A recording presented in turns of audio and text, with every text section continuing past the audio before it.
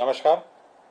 आज मंत्रिपरिषद में 32 एजेंडे पे विचार हुआ और निर्णय लिया गया। आज शिक्षा दिवस के अवसर पर पटना यूनिवर्सिटी के अंतर्गत बड़ी योजना की स्वीकृति दी गई।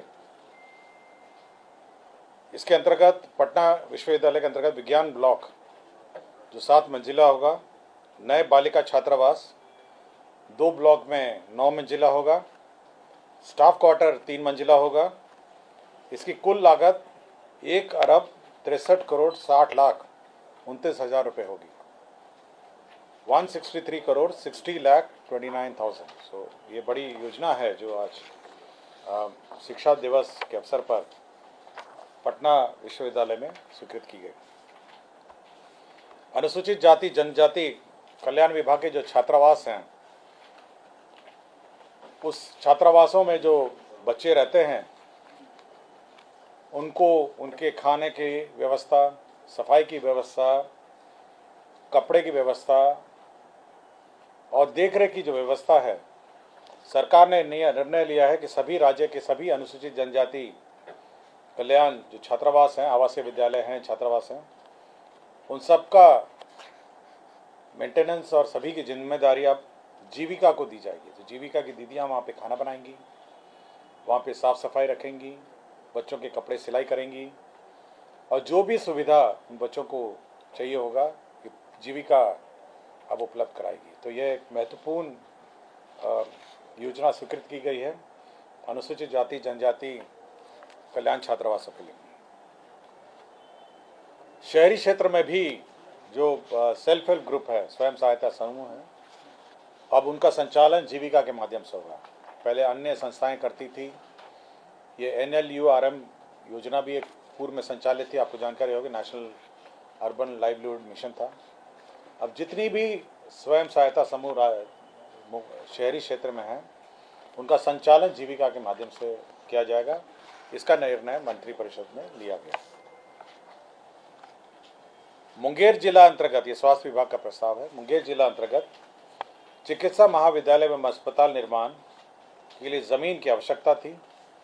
ये लॉन्ग लीज पर 1,91,13,09,700 151,13,09,700 रुपये में अब ये ज़मीन लीज पे ली जाएगी, जिस पर मुंगेर जिला अंतर्गत चिकित्सा महाविद्यालय एवं अस्पताल का निर्माण किया जाएगा। राजकीय अस्पताल छपरा सारण में आपको जानकारी है, वहाँ 500 बेड का अस्पताल एवं मेडिकल कॉलेज बन रहा है। उसके उपक्रम जो इक्विपमेंट्स हैं, उसके लिए 73,02,44,000 रुपये की स्वीकृति दी गई, ताकि छपरा के मेडिकल कॉलेज अस्पताल को इक्विपमेंट से सुसज्जित किया जा सके। साथ ही साथ गोपालगंज में मेडिकल कॉलेज अस्पताल की भी स्वीकृति दी गई।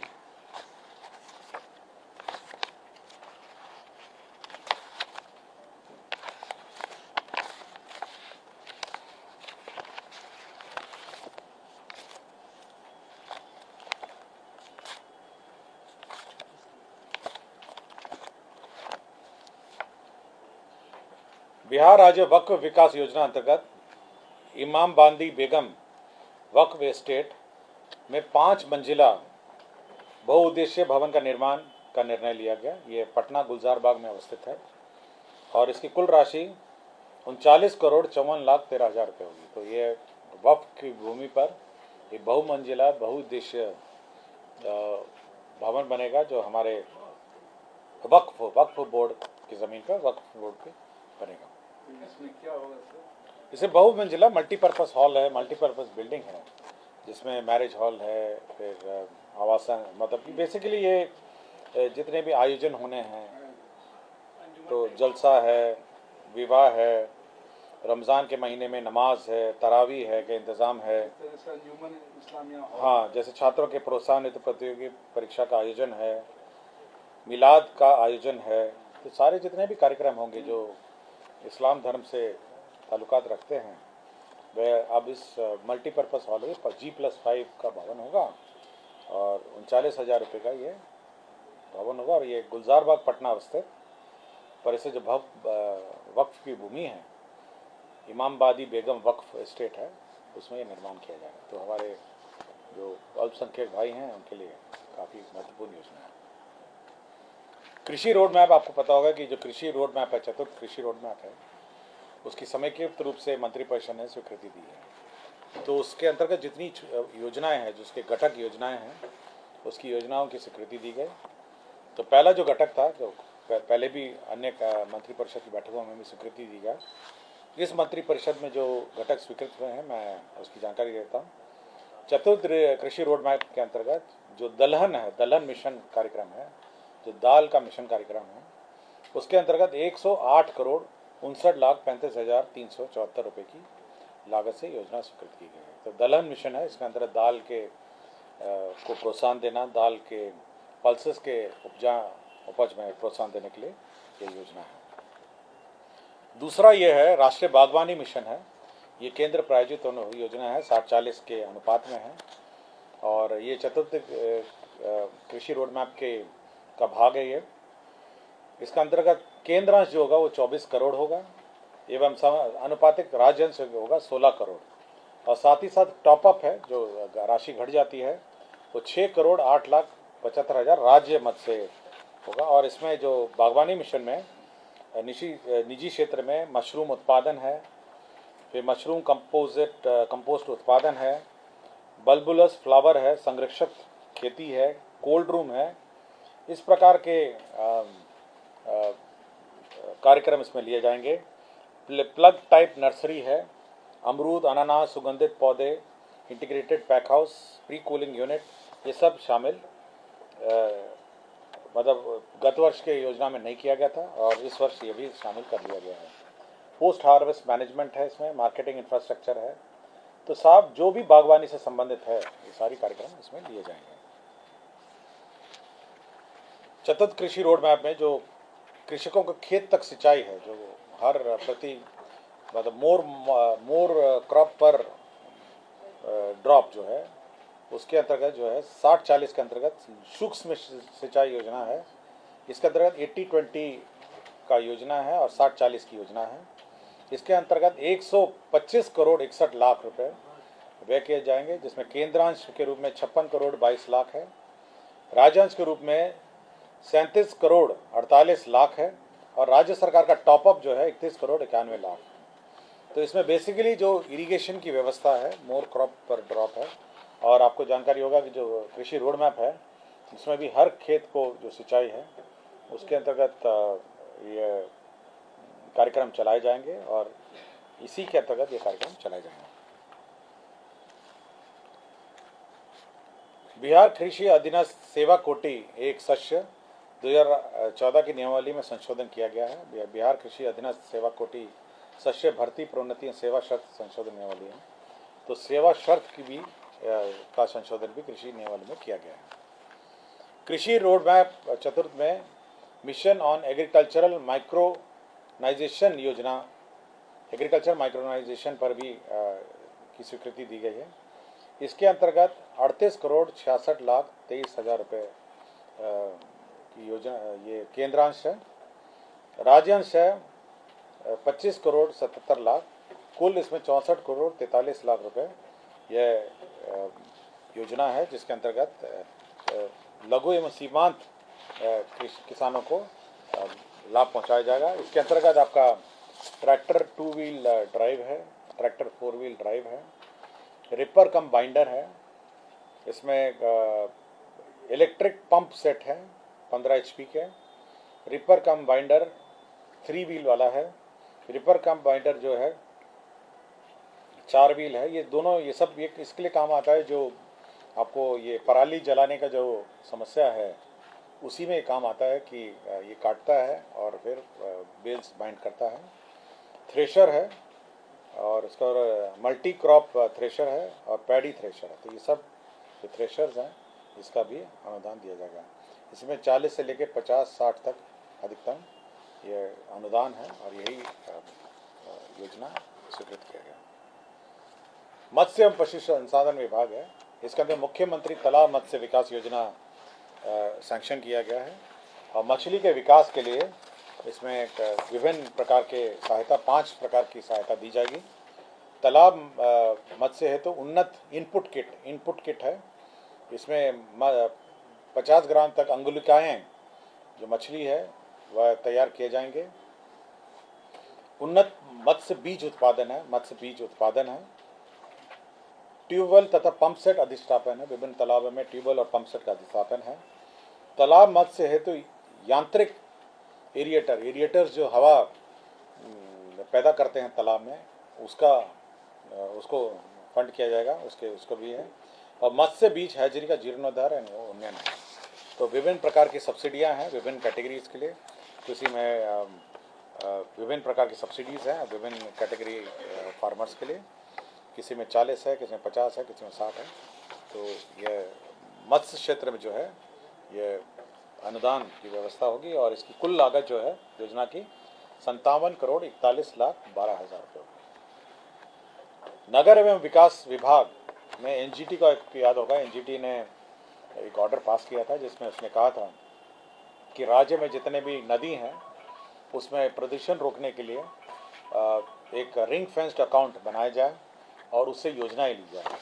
उसके अंतर्गत आप एसटीपी क्या है, सॉलिड वेस्ट मैनेजमेंट है, लिक्विड वेस्ट मैनेजमेंट है, और तो ये सारी योजनाएं लेने के लिए एक ऑर्डर पास किया था। तो राज्य सरकार ने निर्णय लिया कि 4,000 करोड़ का एक रिंग फेंस्ड अकाउंट बनाया जाएगा और इसके अंतर्गत ये योजनाएं दी जाएगी। इसके कार्यान्वयन के लिए एक कमेटी मुख्य सचिव की अध्यक्षता में गठित की गई है जो योजना का चयन करेगी इस 4,000 करोड़ में, और इस योजना का कार्यान्वयन इस फंड से कराया जाएगा ताकि नदी नाले जितने भी हैं इसमें ना ही कूड़े जाएं ना ही तरल अपशिष्ट जाएं। तो सॉलिड वेस्ट मैनेजमेंट का में ये सहयोग करेगा। 2 टूरिज्म की बड़ी महत्वपूर्ण योजनाएं बड़े लंबे से मांग पर चलती आई हैं और दोनों योजनाओं की स्वीकृति दी है टूरिज्म की। पहला है सीतामढ़ी जिला अंतर्गत पुनौरा धाम मंदिर। तो सीतामढ़ी जिला है, पुनौरा धाम मंदिर है, उसका जीर्णोद्धार करने के लिए 72 करोड़ 72 करोड़ 47 लाख की योजना स्वीकृत की है। तो ये बहुत बड़ी योजना है। तो पुनर्धाम सीतामढ़ी में सीता माँ का जो मंदिर है, सीता जिला अंतर्गत पुनर्धाम मंदिर है, उस मंदिर के विकास के लिए 72 करोड़ 47 लाख की योजना स्वीकृत की गई। तो ये बहुत महत्वपूर्ण योजना है जो सीतामढ़ी के टूरिज्म मैप पे एक महत्वपूर्ण मैप पहले भी था। तो अब उसके जीर्ण और अब उसके डेवलपमेंट के लिए ये योजना स्वीकृत की गई। इस योजना के अंतर्गत एनिमेशन शो है, पार्किंग है, पेविलियंस है, रोड हैं, कैफेटेरिया है, जानकी महोत्सव के लिए अलग से स्थान है, लैंडस्केपिंग है, लवकुश वाटिका है, फिर पाथवे है, म्यूरल और आर्ट वर्क है, कियोस्क है, सर्विस ब्लॉक है और थियमेटिक गेट है। तो काफ़ी इसमें अवयव है और ये सब वहाँ पे अब एक महत्वपूर्ण पर्यटक स्थल पहले भी था और अब उसका और विकास किया जा रहा है। गया जिला के अंतर्गत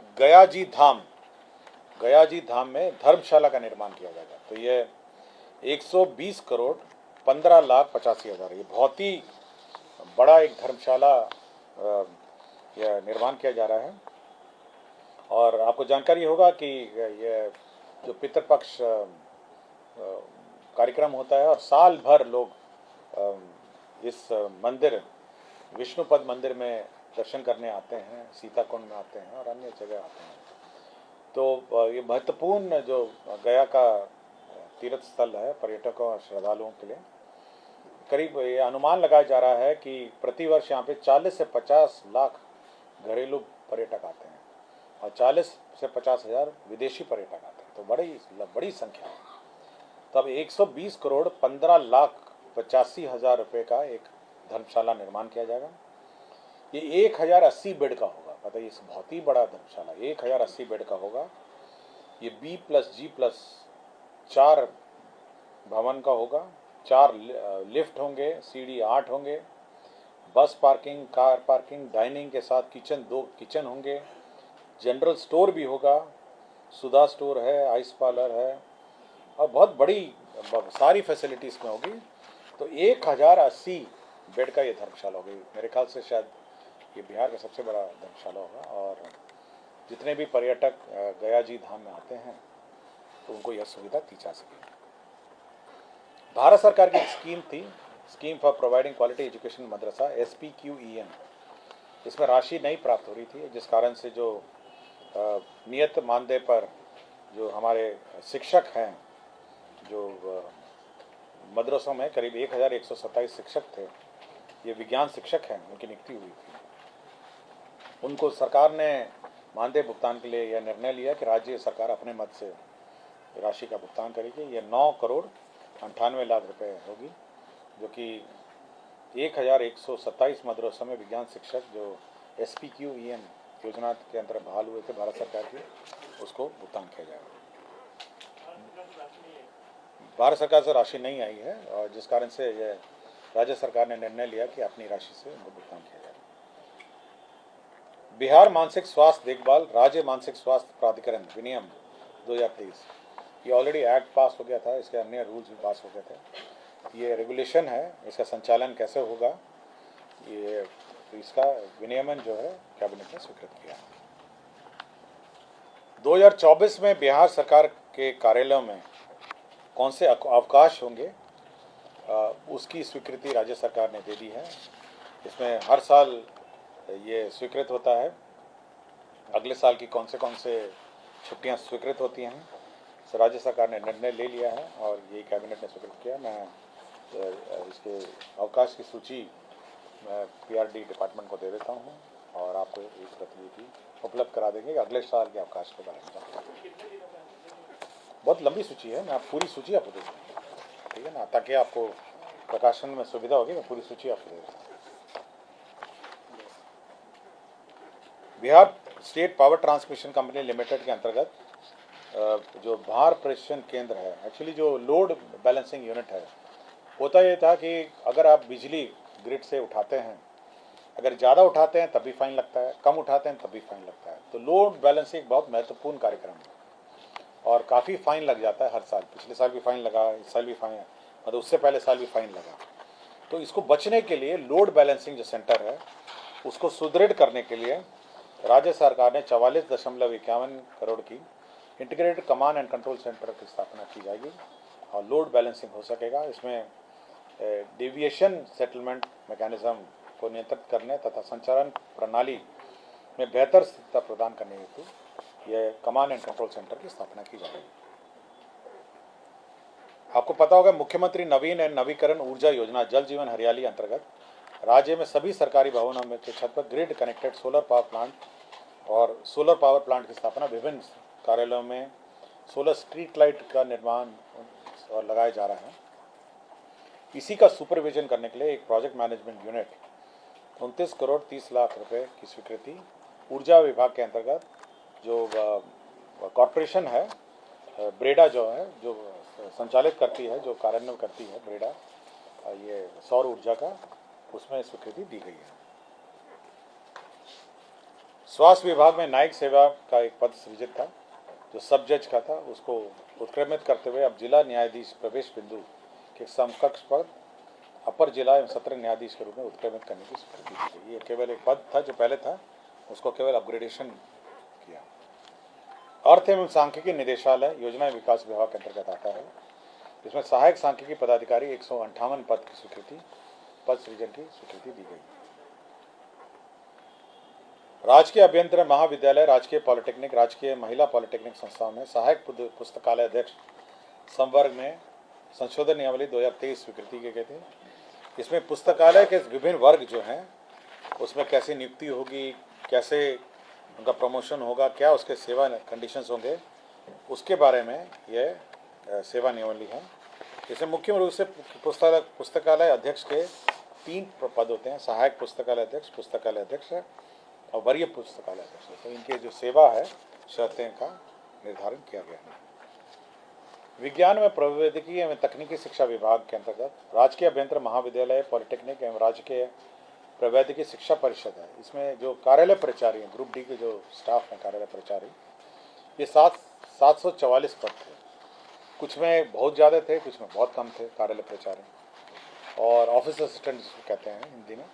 तो अब इसको नॉर्मलाइज कर दिया है, स्ट्रीमलाइन कर दिया है। तो 744 पद को रीऑर्गेनाइज करके विभिन्न जो कॉलेजेस में पुनः पद क्रिएट किए गए हैं। कोई पद का संशोधन नहीं किया, केवल रीऑर्गेनाइज किया। विज्ञान प्रौद्योगिकी एवं तकनीकी शिक्षा विभाग के अंतर्गत मुख्यालय स्तर पर पूर्व में सृजित 6 पद थे, इनका प्रत्यार्पण किया गया है और कुल 34 पदों के सृजन किया गया। तो 6 पद को सरेंडर किया गया है और 34 पद ये मुख्यालय में, जो विज्ञान प्रौद्योगिकी एवं तकनीकी शिक्षा विभाग है, मुख्यालय में ये पद क्रिएट किए गए। श्री शिवेंद्र प्रियदर्शी हैं, ये बिहार कारा सेवा के पदाधिकारी हैं। ये तत्कालीन उप महानिरीक्षक कारा एवं सुधार सेवाएं पटना थे। इनको डिसमिस किया गया है। आय से अधिक संपत्ति के आलोक में इन पर कार्रवाई की गई थी और कुल 58 करोड़ 62 लाख 264 रुपये अधिक राशि प्राप्त दिखाया गया था, विभिन्न स्रोतों से प्राप्त है। तो 58,62,264, तो इसी पर इनको डिसमिस किया गया है। नालंदा जिला अंतर्गत बिहार शरीफ मौजा महानंदपुर थाना 326 में जो सॉलिड वेस्ट मैनेजमेंट के लिए ज़मीन नगर विकास एवं आवास विभाग को करीब 10 एकड़ किस्म गैर मौजूदा मालिक स्थानांतरण किया गया है। तो लैंड ट्रांसफ़र है सॉलिड वेस्ट मैनेजमेंट का नगर विकास एवं आवास विभाग को।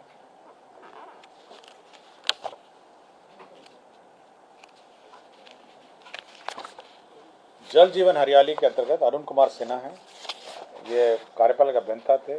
ये जल जीवन हरियाली के अंतर्गत जो गंगा उद्वय योजना के इंजीनियर थे, रिटायरमेंट के बाद ये अपॉइंट हो गए थे।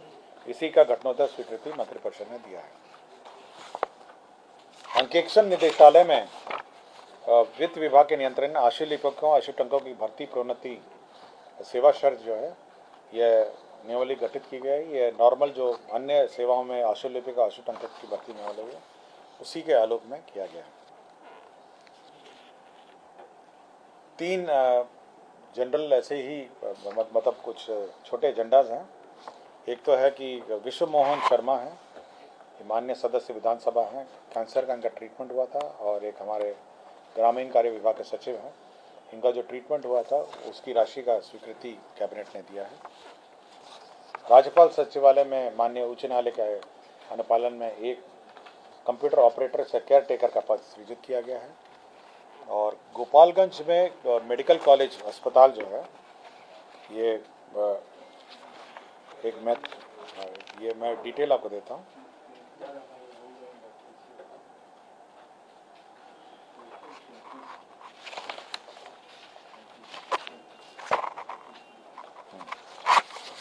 राज्य में गोपालगंज जिला में राजकीय चिकित्सा महाविद्यालय का निर्माण का ये निर्णय लिया गया। इसमें 2 अरब 99 करोड़ 78 लाख रुपए व्यय होगा। 299 करोड़ 78 लाख। तो ये बहुत महत्वपूर्ण योजना है और गोपालगंज जिले के लिए जो राजकीय चिकित्सा महाविद्यालय है, ये महत्वपूर्ण